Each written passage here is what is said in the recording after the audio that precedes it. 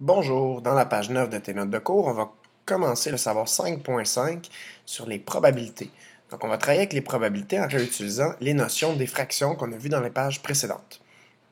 Donc, on va commencer en parlant d'une expérience aléatoire, parce que dans les probabilités, on va s'intéresser à plusieurs types d'expériences aléatoires.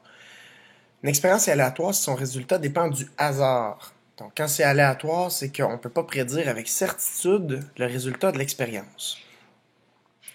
Donc, on va aller voir certains exemples. Détermine si les expériences suivantes sont aléatoires ou non aléatoires. Donc, obtenir un 6 en lançant un dé, c'est une expérience qui est aléatoire. On ne peut pas prédire avec certitude qu'on va obtenir un 6 en lançant un dé. Gagner à la loterie 649, même si on sait qu'il y a vraiment très peu de chances de gagner, c'est aléatoire parce qu'on ne peut pas prédire avec certitude ce qui va se passer. Le Collège Saint-Jean-Vianney remporte la finale de volleyball, c'est aussi aléatoire, puisque même si on sait qu'on a une très bonne équipe ou une équipe moins bonne, on ne peut pas jamais prédire avec certitude ce qui va se passer, l'issue le résultat de l'expérience. Puis j'ai le 3 de pique dans un paquet de 52 cartes, c'est aussi aléatoire.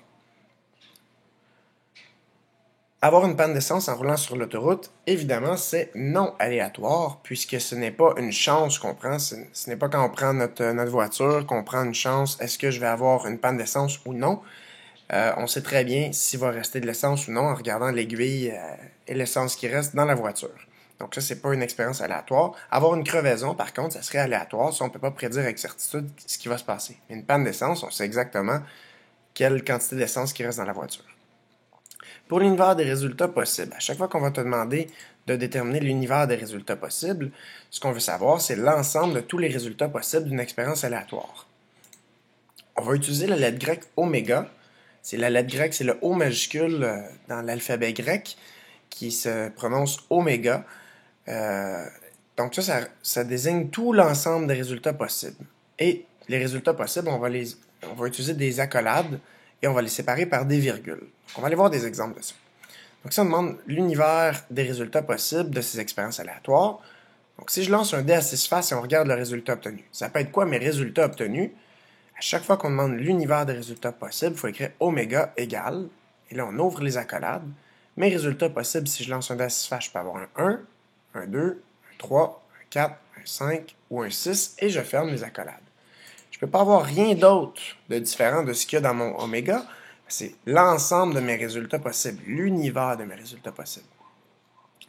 Si je prends un deuxième exemple, on tire une bille d'un sac contenant 3 billes bleues, 2 billes jaunes et une bille verte, et on regarde la couleur de la bille pigée. Ça peut être quoi?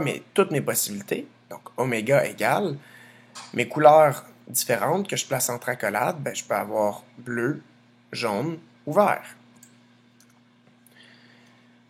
On peut remarquer ici que j'ai pas mis 3 fois bleu ou 2 fois jaune, j'ai mis une seule fois. Donc ça, c'est mes couleurs possibles. Je peux avoir la couleur bleue, jaune ou vert. Donc même principe, on tire une lettre dans un sac contenant les lettres du mot bonjour. Ça peut être quoi mes possibilités? Donc oméga égale, je peux avoir un B, je peux avoir un O, je peux avoir un N, je peux avoir un J. Et ici, je ne répète pas le O.